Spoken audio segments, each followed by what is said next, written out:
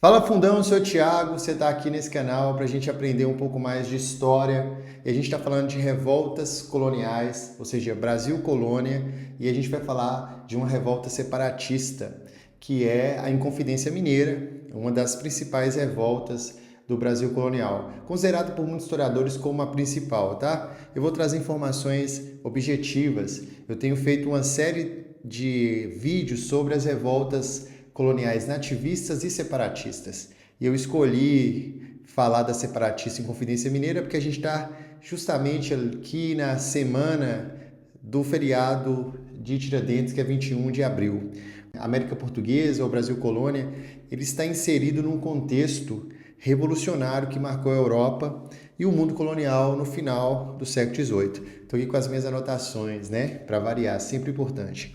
Exemplos: independência dos Estados Unidos em 1776, Revolução Haitiana 1790, 1800, eclosão da Revolução Francesa em 1789. E a Inconfidência Mineira acontece nesse mundo, digamos assim. O ano é 1789 e é a mais famosa conjuração, embora mais duas são muito importantes e merecem atenção.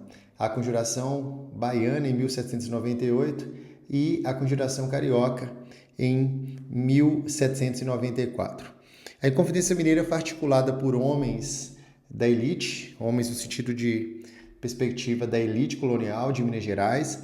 Eu quero destacar os intelectuais, religiosos como o Padre Rolim, homens do clero, até mesmo da administração da capitania de Minas Gerais, não é?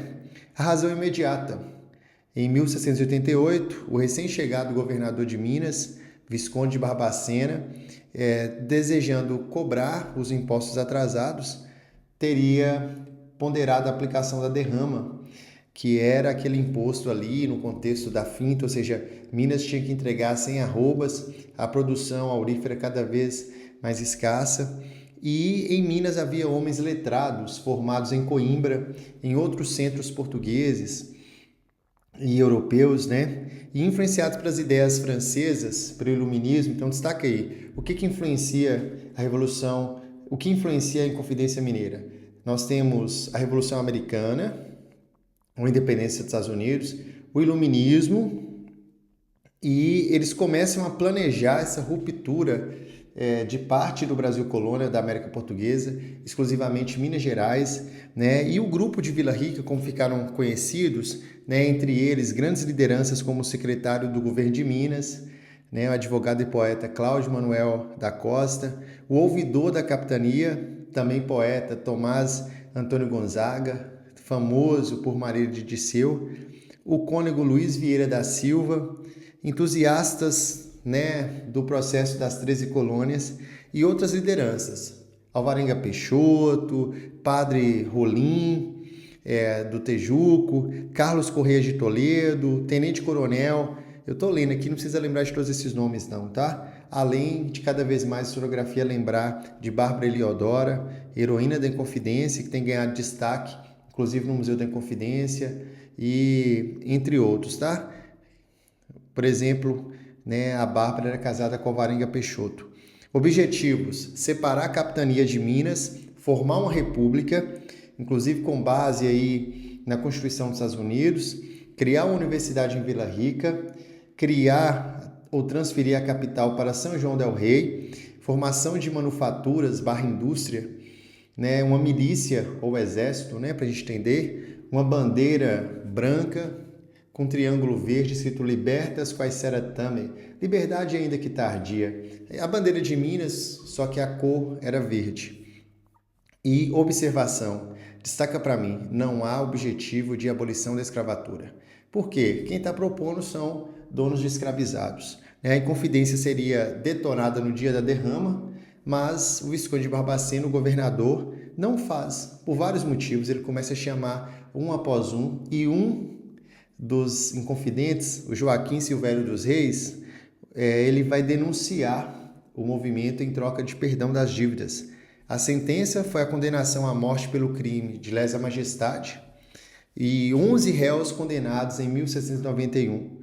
Destaque, inclusive, para Tiradentes sendo preso no Rio de Janeiro, tá? 7 condenados ao desterro ou degredo para a África e em 1692, 10 dos 11 foram perdoados ou transformada a pena em degredo, exceto o alferes Joaquim José da Silva Xavier, o Tiradentes. Eu quero destacar que Tiradentes, a construção do mito do Tiradentes, o feriado, ele é posterior, já no século XIX, no finalzinho do XIX, quando a República é implantada, e até mesmo a face, a construção da barba, provavelmente Tiradentes não tinha, ele era militar, né? Além de ter sido tropeiro, sido dono de fazendas, tudo indica que essa construção ela foi posterior e que o Tiradentes não correspondia a esse mito construído com a República, né? Mas a participação de Tiradentes, a construção, sendo aquele que fazia barulho, que propagava, difundia as ideias, isso debatido sobre várias óticas de historiadores como a Eloise Starling, outros, né? E nesse ano, um documento que já se conhecia, um livro sobre a independência dos Estados Unidos, que estava, né, de posse Tiradentes, foi agora enviado, coletado, confirmado que pertencia às anotações e o papel Tiradentes tem sido revisto, né? Ou seja, inclusive um papel intelectual que muitas vezes não era percebido no caso do alferes.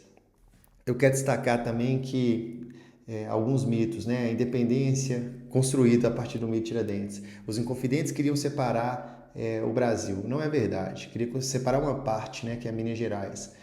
Outra coisa, não há influência da Revolução Francesa. Acontece no mesmo ano. Não tem as tecnologias como rádio, TV, internet e demorava a chegar as informações, né?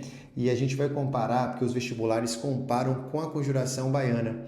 Já estou destacando uma comparação. Enquanto na mineira foi feita somente pela elite e são donos escravizados, no caso da baiana é feita pela elite, mas também pela participação popular, inclusive chamada de Conjuração dos Alfaiates, e participação de negros libertos, escravizados, e aí sim há o elemento de abolição da escravatura, né? Então essa faz toda a diferença. Te espero no próximo vídeo e te convido a curtir, compartilhar, se inscrever nesse canal e venha aprender história aqui no canal História Profundão comigo. Grande abraço!